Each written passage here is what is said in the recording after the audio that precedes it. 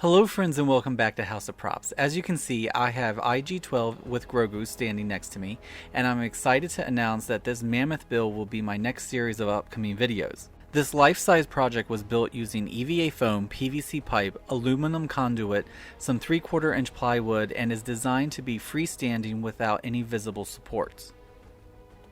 The head is designed so LED lights can be incorporated into it, and you can have IG light up with whatever color you want, or if you want to stick to the red and white seen in the show. The back is super detailed as well, allowing you to display IG in any position and be seen from any angle. The arms are posable, so you can add some character to the build by positioning the arms, or he can be made to hold his blasters.